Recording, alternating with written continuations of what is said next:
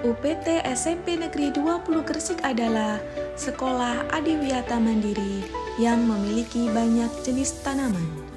Dalam pembelajaran IPA, IPS, dan mata pelajaran lainnya, terkadang siswa dan siswi mengalami kesulitan dalam mencari informasi terkait tumbuhan.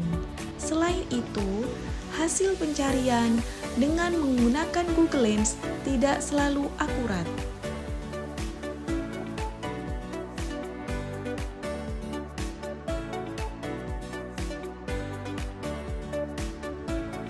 Untuk mengatasi masalah ini, kami mencoba membuat suatu inovasi yang dapat membantu peserta didik menemukan informasi terkait tumbuhan dengan lebih cepat dan akurat.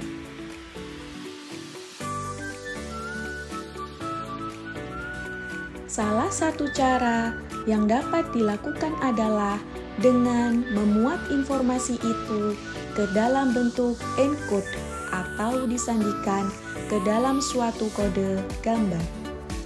Banyak metode untuk menyandikan informasi ke dalam suatu kode gambar. Metode yang dipilih untuk menjawab permasalahan ini adalah dengan kode gambar QR Code.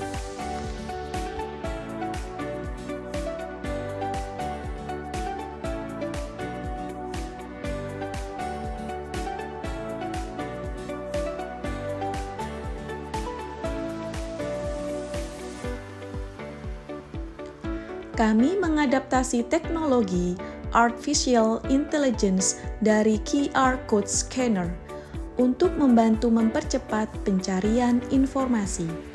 Data dan jenis tumbuhan kami olah terlebih dahulu untuk kemudian linknya dikonversikan menjadi kode QR atau QR Code. Kode ini lalu ditempel di setiap tanaman yang ada di lingkungan sekolah.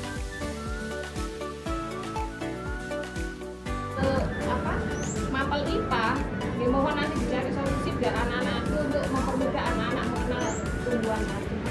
Dan mohon izin juga nanti ketika pelajaran IPA mohon diperkenankan anak-anak untuk membawa HP barangkali untuk penelitian yang ada di sekitar sekolah. Terima kasih. Terima kasih. Monggo Bu Is. Ternyata masalah yang kita hadapi itu relatif sama. Jadi di pelajaran yang saya ampuh juga untuk pelajaran bahasa Inggris, KD deskriptif, itu mereka saya ajak untuk outdoor. Saya ajak untuk keluar dari kelas, saya berikan kebebasan mereka untuk menggambarkan apa yang mereka temui, dan mereka memilih kebanyakan untuk menggambarkan flora yang ada di lingkungan sekolah. Nah, pada saat ingin menjelaskan lebih detail tentang flora yang mereka temui, kendalanya adalah nama dari jenis tanaman itu. Nah, mereka saya sarankan untuk melihat di perpus sambil membudayakan literasi. Ternyata di perpus persediaan buku kita itu terbatas sehingga mereka tidak bisa mengeksplor secara maksimal. Ini barangkali bisa dijadikan alternatif lain, barangkali kalau misalnya di setiap pohon itu kita beri semacam label. Di situ nanti kita beri nama pohon itu, kemudian bahasa Latinnya kalau perlu, atau pemanfaatannya barangkali mungkin itu bisa agak membantu kebutuhan anak-anak. Barangkali itu. Tapi pasti akan ada imbas biayanya. Jadi itu teman-teman silakan, monggo barangkali ada yang punya usulan lain. Terima kasih. Monggo Mas Gan. Ya. Untuk menyingkat, jadi daripada kita mendata satu-satu tumbuhan terus menempel deskripsi, itu kalau semisal pohon besar masih bisa memenuhi syarat. Kalau semisal pohon-pohon kecil dikasih label sama deskripsi, insya Allah tidak. Kalau semisal kita gunakan QR code ya, jadi kita membuat sebuah QR code di setiap pohon yang ada di sekolahan kita.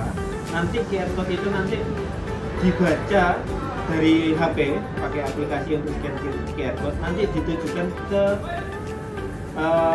keterangan dari pohon tersebut. Nah, itu mungkin lebih simpel. Gimana Bapak Ibu Guru, ini beberapa permasalahan sudah kita temukan ya. Kemudian ada beberapa teman memberikan solusi, dan yang terakhir tadi Pak Zuan menyampaikan satu solusi yang mungkin istilahnya dalam artian sudah semakin canggih lah ya, agak canggih, dan itu pun bisa istilahnya bisa paling tidak bisa memecahkan masalah yang kita hadapi bersama, sehingga anak-anak bisa dalam proses pembelajaran mengenal keanekaragaman hayati ini, khususnya yang ada di sekolah kita ini lebih lebih mengena.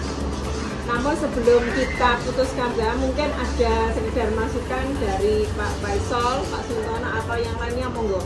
Pak Faisal dulu, monggo. Terima kasih Bu. Begini Bapak Ibu sekalian ya. Kalau saya simpulkan tadi yang pertama, bahwa ternyata dari beberapa mapel IPA, IPS, bahasa Inggris maupun agama tadi yang berkaitan dengan masalah pohon atau tanaman, ternyata pohon di sekitar sekolah kita saja anak-anak banyak yang belum tahu, baik itu namanya, jenisnya, atau manfaatnya. Itu permasalahan yang pertama. Kemudian yang kedua, solusinya yang disampaikan oleh Bu Ismi dan Mas Iwan tadi, saya kira itu solusi yang bagus. Yang disampaikan Bu Ismi benar, karena berkaitan dengan literasi. Jadi anak-anak kan mungkin jarang membaca ya, sehingga pengetahuannya mengenai tanaman itu tidak banyak tahu.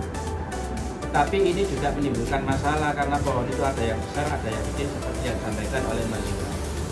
Maka yang disampaikan Mas Iwan tadi mungkin yang paling tepat, karena dengan cara memakai atau menempelkan barcode di tanaman-tanaman itu, kemudian anak scan pakai HP, terus sudah anak langsung tahu, langsung buka Google gitu Mas Iwan. Nah, di luar di Google itu mengenai tanaman yang di scan pakai barcode tadi. Nah, kemudian yang disampaikan Bu Wita mengenai anak-anak membawa HP, tidak harus anak-anak tiap hari bawa HP. Jadi pelajaran-pelajaran tertentu saja anak-anak disuruh membawa HP. Jadi tidak setiap hari semua anak bawa HP. Mungkin itu solusi dari saya belum. Jadi mungkin kita pakai sajalah istilah atau nama apa pohon talarakan. Ini bisa dipakai untuk barangkali semua pelajaran selain IPA, IPS maupun bahasa Inggris dan IPA. Terima kasih Bu. Iya, terima kasih Pak Faisal. Gimana Bapak Ibu? Ada lagi?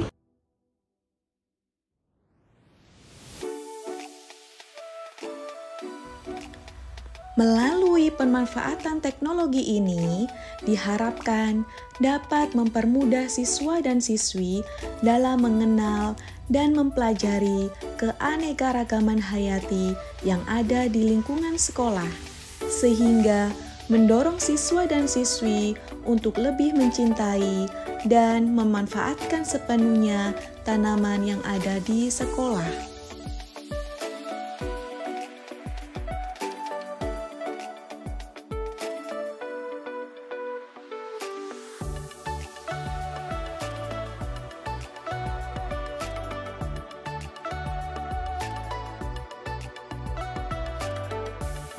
Sejak ada pohon digital, jadi hobi scan tanaman, jadi lebih menambah pengetahuan aja sih.